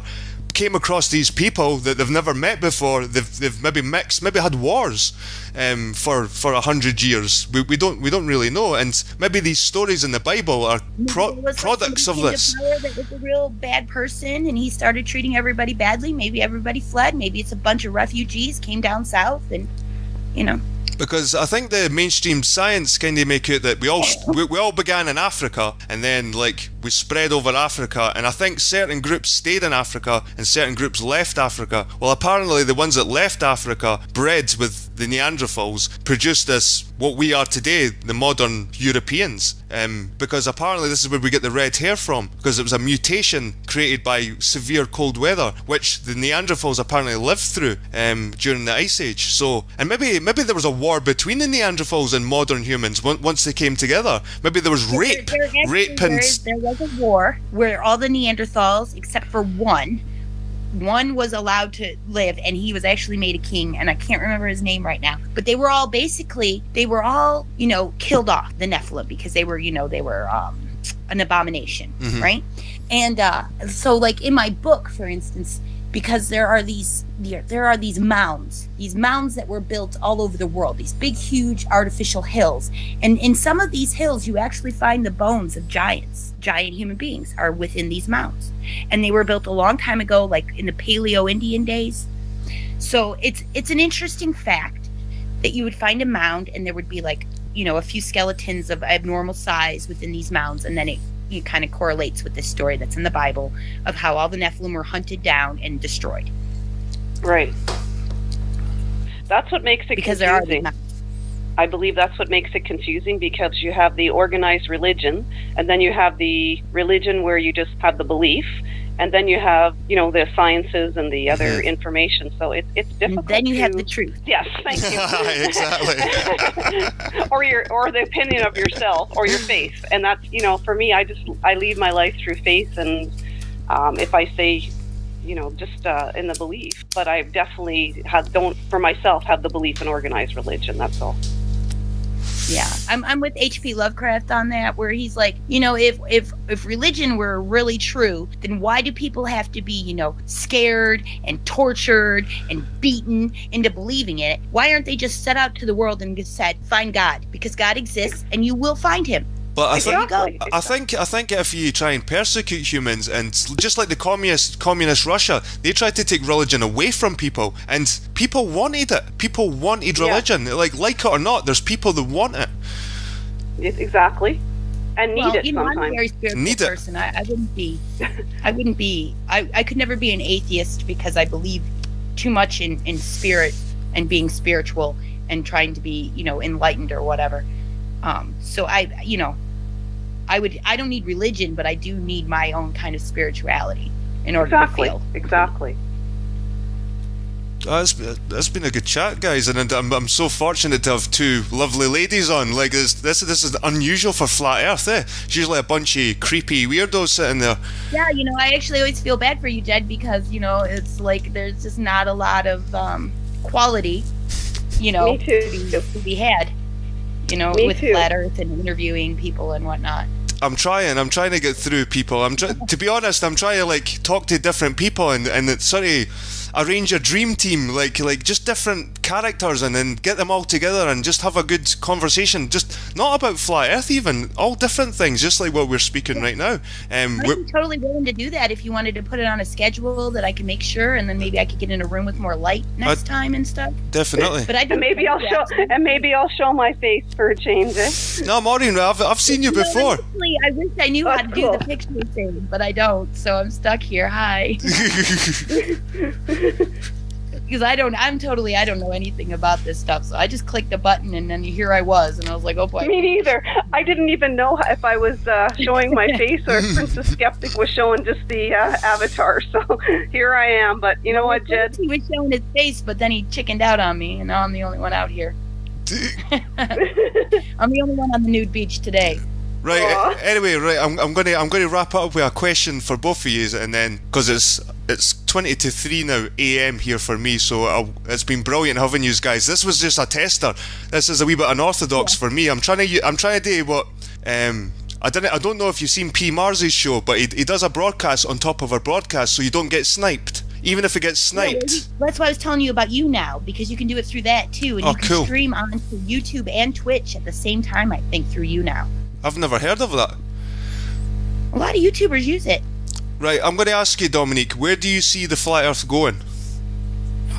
In the next 6 months? I don't know. It's probably going to just continue the same way it's been continuing. It's probably got maybe a year and a half, 2 years left. What about the convention, though? I think something's going to... I think a lot of hopes are going to be dashed when this convention comes along. I think a lot of people they've got these images of thousands of people in this convention all mulling about, and I think it's going to be a flop, to be honest with you. I don't know about that, because a lot of people, they believe what they want to believe, and they could go there and it could be nothing, and then they'll make it up in their head that it was something, and then everybody will be saying it was something. But or, 1,000 people will go there, and then 2 people will say something that happened, but nobody saw it, but then everybody will be like, oh yeah, I was there, I saw it, but it didn't even really happen. You got to remember, that's how people are. So they'll make it up. They'll make it sound like something really interesting happened, even though nothing happened, and people will just assume they missed it, but then they'll still support it and, back it up and say that it did happen and that they were there. because it's, this whole flat earth thing is like worse than cosplayers, not to put cosplayers down, but it's just like, it's the ultimate fantasy thing. And if they want the fantasy to continue, they will do whatever it takes to make it continue. If that means shutting out the entire world, I think that's what they would do. Mm-hmm. Well, that's what I'm trying to do, Dominique. I'm not trying to push flat earth in people's face. I'm just trying to show them that there's other stuff to look at, that they need to look at if they want to really believe in something so firm. Like, I've seen certain flat earthers drag their kids on camera, and it's like, Jesus, man, you need to research this properly before you start doing that. Yeah. Because I was saying this to my missus, that I'm sure child protection services are watching. I don't know, they have to be huge. Child protection service agencies are highly understaffed and highly underfunded, and if they don't get a hint, oftentimes they won't know anything's going on. Right, so but nobody calls. They're not going to go out of their way. See the Facebook killings and this stuff that's been happening recently with the Facebook killings and ISIS on sending videos and things like that. The way I was looking at it is that Flat Earth can be seen as an anti-authority group, not a religious group, but an anti-authority. That is something that was really bothering me about Jaron. I always want to call him Duran, like Duran. But Jaron, he was like, there was this one hangout they were doing where they were talking about something like, if somebody was attacked, or they would never suspect a flat Earth. And he said all these really weird things. And if you look at Mark Sargent and Patricia Steer, like their predictions, where they would predict all these terrible tragedies and catastrophes happening to the world. And I'm like, what are you guys trying to inspire here? Are you trying to inspire people to take this flat Earth thing to that place, or are you really just trying to promote camaraderie and open-minded thinking? Because it seems to me like you do say that, but you do a lot more of pushing this sort of, and then there's going to be a war, and then there's going to be famine, you got to get your bug out bag, and it's like, what the hell? You know what I mean? I would appreciate it if I saw that Globebusters or whatever, but there was a whole Globebusters where they were talking about a terrorist attack, and then the conversation changed and kind of shifted over, and they were talking about flat earthers kind of being terrorists, and then Jaron kept saying over and over again, no one would ever suspect a flat earther. No one would ever think a flat earther. And then right after that, there was that guy, Bassano, and he went psycho, and he was threatening to kill everybody, and I was like, this is all way too suspicious. I'm done with this. Robert Bassano, he sounds like Denzel Washington. No, Robert Bassano, did you see that? Did you ever get a link to that whole thing where he's been videotaped making all these threats to people? Was it to Bob? He was going to go to his work and stuff like that. That's the guy that sounds like Denzel Washington. He sounds exactly like Denzel Washington. Yeah. But I was saying to my missus that if flat earthers were just turning around saying, we believe the Earth's flat because God created this place, and we're happy to know that God created this flat plane, and I think the authorities would look at that and say, right, these are just religious people, just let them believe what they want, and by law we can't impose anything on these people because religion is free to be, like, you're allowed to believe what you want. But if you're a group online saying, we need to get these schools taken down, we need the establishment taken down, we need all the books burned, we need this, we need that, I think the authorities are going to look at this whole movement as totally different and as a threat to the power, like a threat to authority, and I think they're quite happy to keep letting it play on and get more threatening so they can shut it all down and say, do you know what, you overstepped the line, you were getting extremist, you were getting fanatical. For them to cut it, right? To cut their losses, blame it on their audience. That is my prayer. That is my prayer. I believe it's going to be shut down in about 6 months. Me and Matt Powerland had an argument because he called me on the phone and he insisted that I go, because of the Mandela effect, which I think is bullshit. He insisted I go and get my Bible and take my Bible and all my Bibles outside and burn them in my backyard. And I said, I'm not going to do that. I'm not psychotic. And we had this huge argument about it. And I'm like, why would you want me to go stand outside of my backyard and burn books for my neighbors and shit to see? Like, that's not normal, dude. People don't do shit like that. You get a tap on the door. You get a tap on the door. I just don't, and then he made that whole book burning video right after that. And I'm like, dude, I tried to get that dude legitimate work, and it just, like, I don't know. Well, the way I see it, I just have to say one thing, Jed. I got to interrupt you for a moment. No, when you go, no, you deserve to speak. Thank you. I just want to say there's a few characters out there, and VB would be one of them. He is a potato pooper, and I got blocked the other day for saying that about I believe her name is Yvette and Snacks, and these people that just keep jumping in, pretending they're on the rebel side, but meanwhile they're potato poopers, and that's what I want to say. You see them in all the chats, Maureen. yeah. You see the same people in the same chats with the same wrenches. Like Yvette, you'll see her in Globebusters, then you'll see her over at Timmy's, and kind of like they're just like little weasels. He's the only one who has a bunch of fake channels that he uses to harass people. Jaron has fake channels that he uses, and they all do that because that's part of how you support a YouTube channure. You make fake channels to support your main channel. It's just or you make them because you're blocked all the time too. That's another for sure reason. Yeah, well, Jeremy, they tried to expose Jed, talk shit. I know you got to get going here, Jed. Yep, on you go. You got to say. I was going to say to you, Maureen. What do you see the movement going? Do you see it getting more extreme, and maybe the authorities starting to look at this as more of a fanatical, anarchy-typed, anti-authoritarian group, or do you think the authorities are just going to let it slide as just a bunch of nutcases that are no harm to society, or is this harm? Is this harmful? And how do you see this? It's definitely harmful. And how do you see this in the next 6 months, a year? I don't know. Like, where's it going? Well, I believe, and that's why I made the phone call, it was just basically to show my point that it just takes one person to pick up the phone, and there is authorities out there. Per se, I don't even know Tag or Dam when I did that, but my point really was just pick up the phone, people, and start reporting these actions of abuse and, like I said, the cutting and different things like that. I believe it's going to be shut down within 6 months. I truly believe the authorities are onto this. Well, like you said, the cutting and stuff like that, if they just stuck to the subject like Flat Earth, that's cool, but now, when they talk about this blood over intent and things like that, that's... There's not enough to talk about with Flat Earth. Like Mark Sargent had that planes thing where there were planes that didn't fly in the southern hemisphere, and I'm like, that's not even true.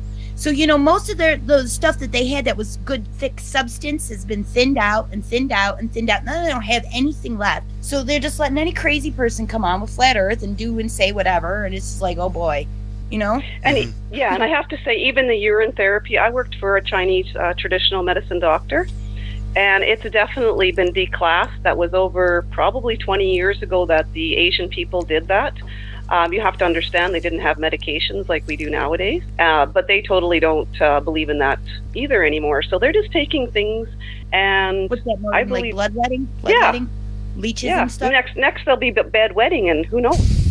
That's like the Middle Ages. Let's go back to the Middle Ages and the Dark Ages. Well, that's the way I see it. That it seems like they want to get us eating a middle-aged diet of vegetables. They want us having a middle-aged education of flat world. Like it feels like even with the internet, the ancients knew the Earth was a sphere, and they never had the internet. So what the fuck's going on that we've got the internet and we can't fucking figure it out? Mention the Dogon. That's what you should do, Chad. Look out into the Dogon. Dogon are a race of people, or like a culture of people that live in Africa that have not changed in hundreds of years, and they knew about the star Sirius before anyone else. Cool. So you would really probably enjoy that. What was that? Dogon? The Dogon. Yeah, nice. Dogon. I'll check that out. I'll check that out too.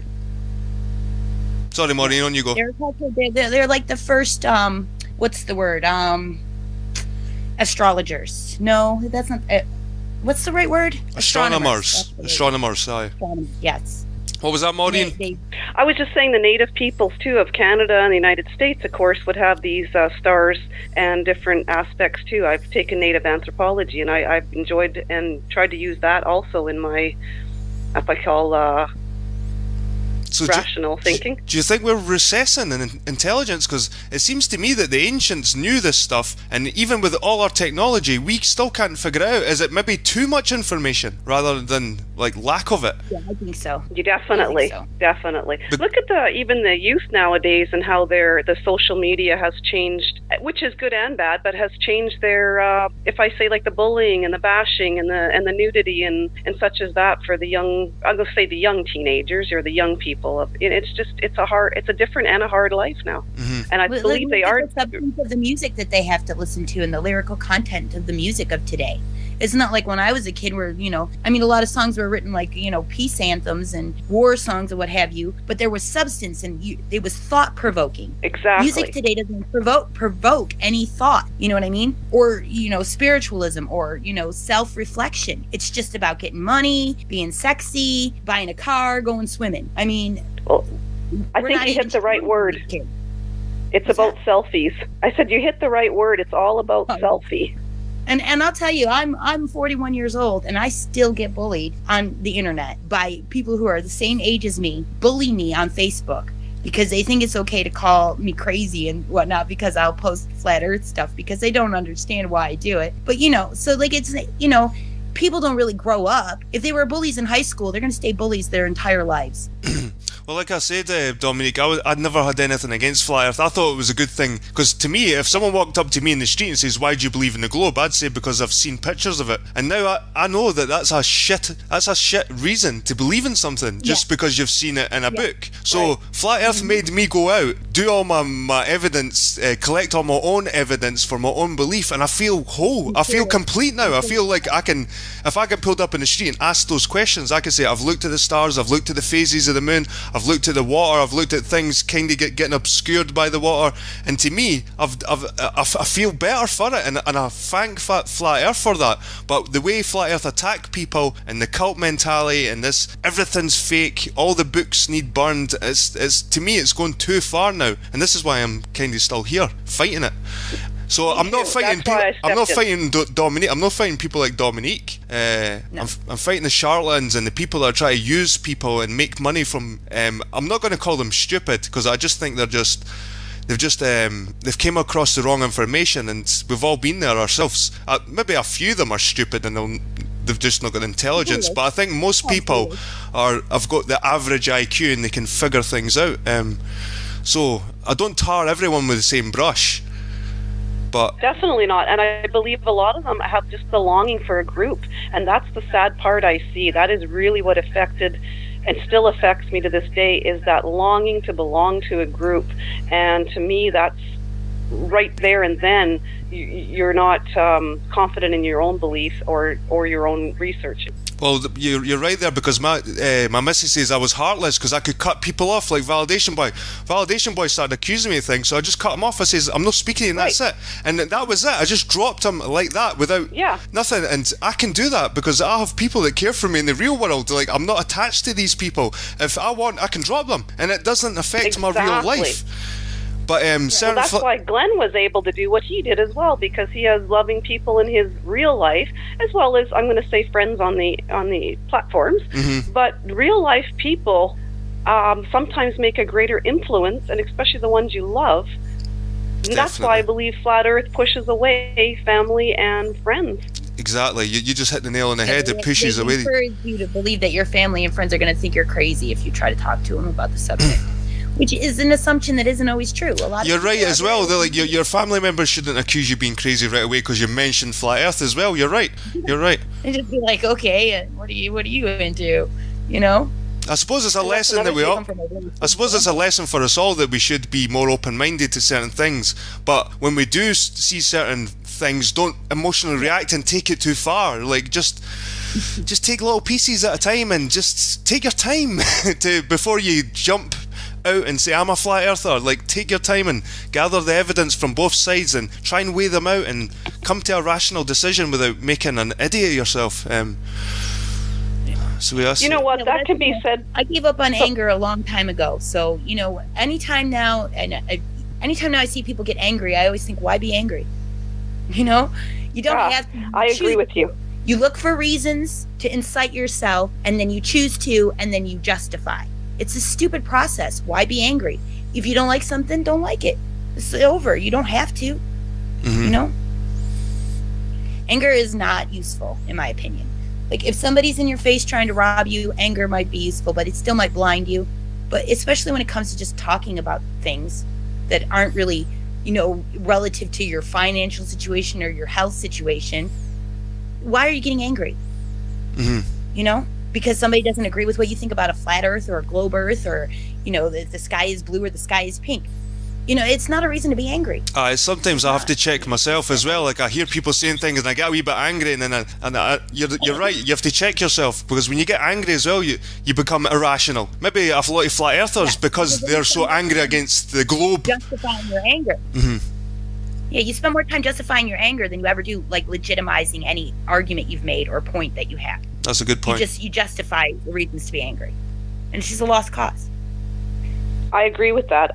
Being even an activist for, I'll say, forests and, trees and such, scarification, I realized even in the past you have to make yourself be calm in order to rationalize the whole situation, or else you just go with the extremists on activism, and you're not really seeing the whole picture of even there's, I'm just taking woodlands for an example, but you're not seeing the workers, the companies, and then the activism. So I try to look at all 3 or 4 sides, as I said. It's the best way to be. I had to shoot in my activism for the forest. On my last note. It's good because that's another subject, like deforestation and things like that. These are certain subjects that just get swept away because of flat Earth. It's like, well, because it's an infinite plane, there's plenty of trees on the other puddle. It's like we can pollute the seas if we want, because the water's never ending. The rubbish will just float away to the other side wherever it goes. To me, sorry about that whole infinite plane thing. I kind of wrote that whole thing for math Powerline. I kind of like wrote the whole infinite plane theory for him, just because I'm a bit of a smart ass and a troll. But yeah, and that's another point I want to make. YouTube used to have a lot of compelling documentary about a lot of different subjects, and now it's just proliferated with flat Earth bullshit, and you can't find any of those good documentaries anymore.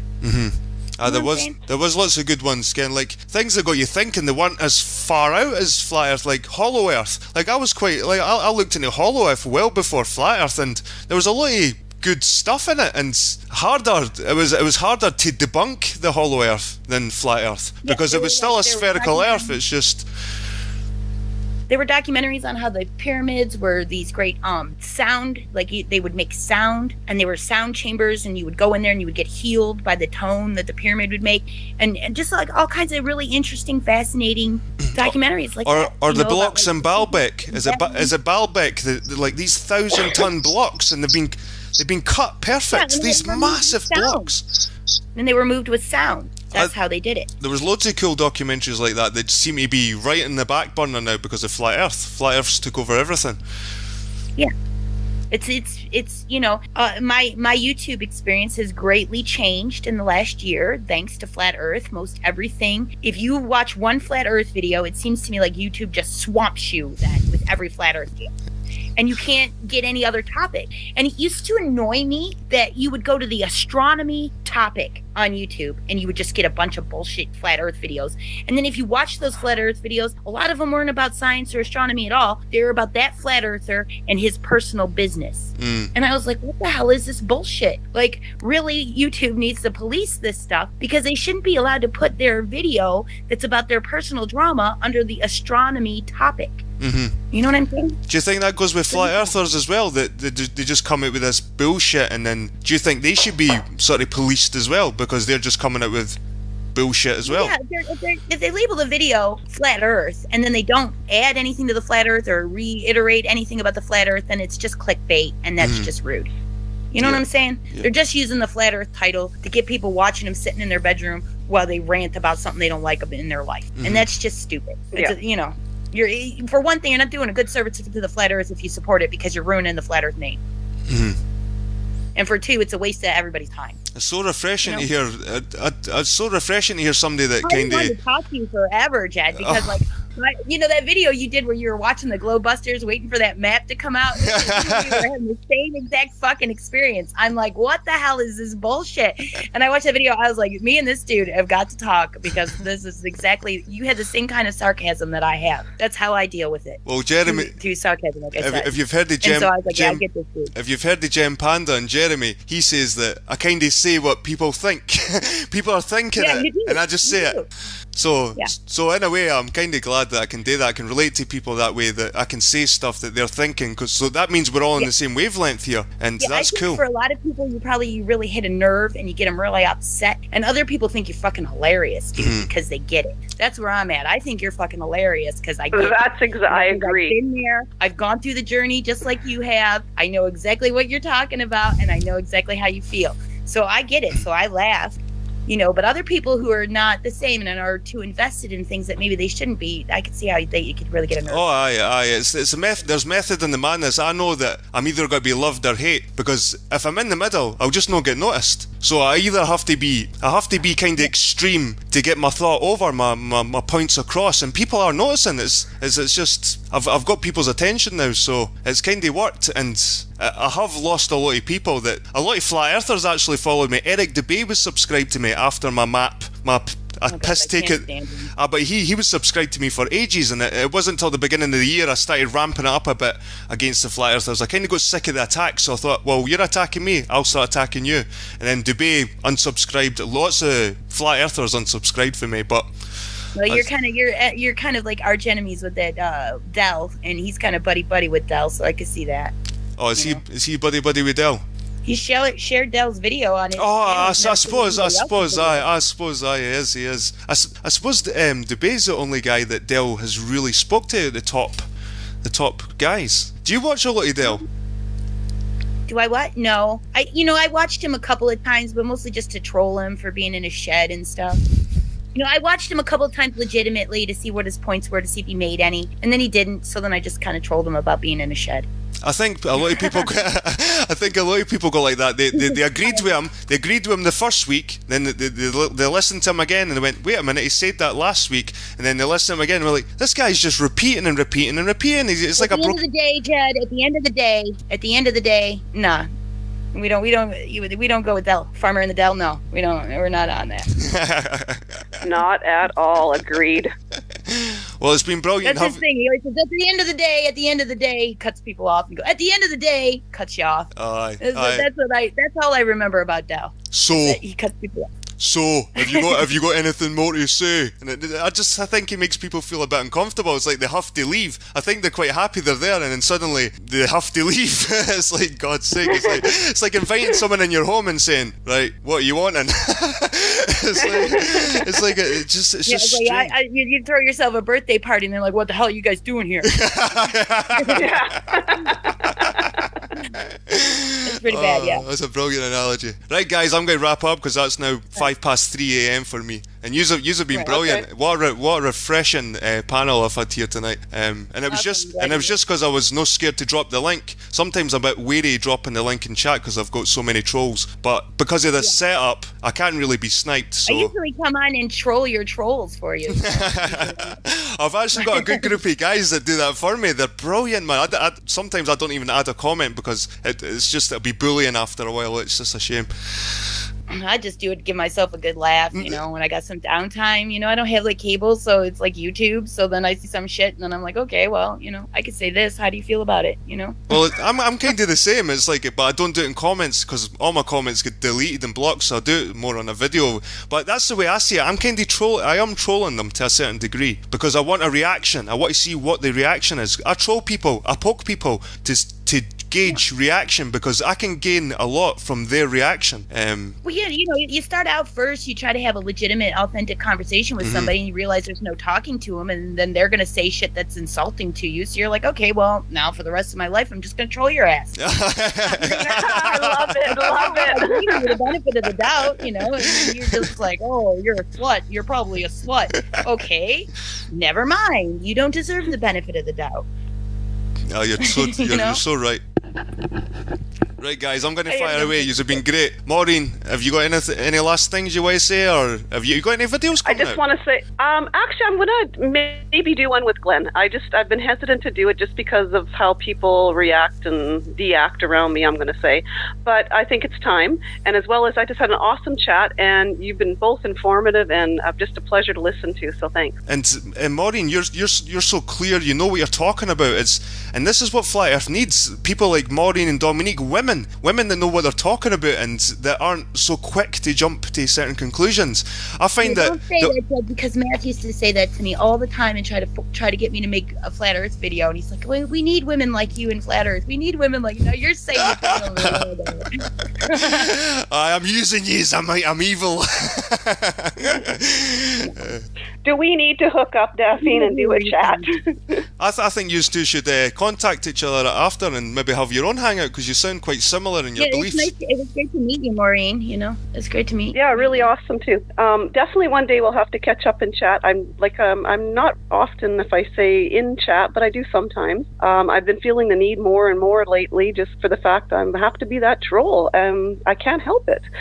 Aye, well, Maureen, once you get into a couple of hangouts, you start getting used to it. It's nervous to come on these things, because you're putting yourself out to the whole world. And I was laughing at Dell. He's like, you're interfering with my private life. I'm like, everything I'm seeing's public on YouTube. Like, yes. Right. I think it's the first initial. They put all their private shit on Facebook and then they go mind your own business. I'm like, why is it on my fucking Facebook news feed if it's not my fucking business? What's wrong with you? This is your diary. I didn't break into your diary. Turn my computer on. And you know what? That's about the times we live in now. So I think it is time for me to make a video one day. I get a little tongue-tied, of course, it's the nervousness. But now that I've gotten through this one, I believe I'm ready to roll.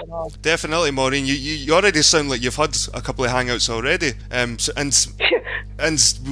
like I said, we do need more rational people in this. People that aren't totally convinced with the mainstream narrative, because you're still willing to question what the authorities give you, but you're not willing to just deny it all at the same time. You're questioning stuff, and it's good. It's healthy. It's healthy for your intellect. It's healthy for everybody if you can spread that way of thinking. And I just wish there was more of it. Thanks, Jed. And you know what? There will be, because of all of us putting ourselves out there, and yourself, and just the rest of the mainstream. If they come in, rubble. Yeah, exactly. Right, guys, I'm going to wrap it up. You've been brilliant, and I'll see you all later. You know, if you want to schedule something and we could do something more serious, more planned, that'd be cool. I'd be down. Cool. Well, I could get you a room with better lighting. Well, after this video's been posted on YouTube, I'll write something in the comments and we'll arrange something, or send me a message, guys. I'll send you my email. I sent you a message before, I think, with my email. The thing is about the YouTube messages, I don't always go on them. I only discovered they were there like about 6 months ago, and then I realised there was a section called messages. I was like, messages, and I looked in it and I had all these messages, and I didn't even know they were there. It's crazy, and I've got so many to reply back to. That's weird that you don't get notified when somebody messages you. I get notified when somebody messages me. No, I don't get notifications for my messages at all. Maybe you gotta turn it on. Maybe you should look into that. But mind you, I was getting, sometimes I would see someone would send me a message, and then when I try to look through the comments, it wasn't there, so it must have been in the messages. Maybe I just got mixed up. Yeah, maybe. Don't know.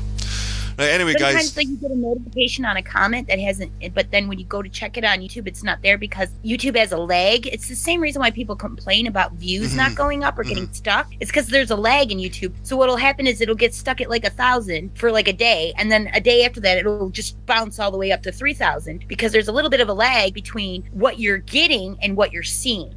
Yep. On your channel. Yep. Well, a good way to check it out is the analytics, because I've seen one of my videos and it's had like 200 views, but when in the live analytics, it's got 400. I'm like, and then after about 12 hours, it goes up to the normal view count. Right, because there's a little bit of a lag in between YouTube's processing. And if you refresh it sometimes, if you keep refreshing it and refreshing it and refreshing it and refreshing it, it'll catch up to itself and you'll see it. But you know, it's just a computer lag. It can't process the data fast enough and post it. But then you get the paranoid freaks coming out going, they're stopping my views. They're stopping my views. There's gremlins in the internet. God. Okay, to both of you, peace to you. I'm going to take off. So, Princess Skeptic, we'll be talking soon. Nice one, Princess. Right, good night, Maureen. I'll put your links for both of you in my. Well, have you got a couple of videos, Channel Q? You've got a couple of rocky ones, eh? Well, they're just mostly for my band because I was in a band, and then so like they're not really good. There's like maybe that vampire one is somewhat decent. People think it's artistic, but I'm not really a video maker. I just there was some live videos of my band playing that I kind of shared with that. And then I made like a lyric video for one of our songs. And it's just like, you know, I don't really take my Awesome. YouTube channel real serious. Right. I usually just use my YouTube channel to watch other people's YouTube channels. Cool. Well, we'll see you back But I here think anyway. the If we videos don't see are any, we didn't see any videos from you, we'll see you back here, I hope. Oh yeah. Cool. I whenever I have time, if you're on, and I'll jump in. But you know, I don't really have a lot of time in my life for YouTube stuff. Saturday night's a good night for me though. Cool. That's when I usually do my hangouts anyway, so that's great, guys. Right, anyway, like I said, I'll wrap it up at that, but it's been, God, the time's just flew. The time's just flew. Right. That's what happens when you have fun. Right. Exactly. Have a great weekend, guys. And I'll see Yeah, you you too. later. Yeah, You thank you too. so much. Cheers, guys. See you later. Bye bye. How awesome was that? How jealous are you guys having two lovely ladies like that? Exactly. Have a great weekend. They agreed with him. I think it makes me like it's just You throw yourself a birthday party and they're like, what the hell are you guys doing here? Pretty bad, yeah. That's a brilliant analogy. Right, guys, I'm going to wrap up because that's now 3 a.m. for me. You've been brilliant. What a refreshing panel I've had here tonight. And it was just because I was not scared to drop the link. It's like inviting someone in your home.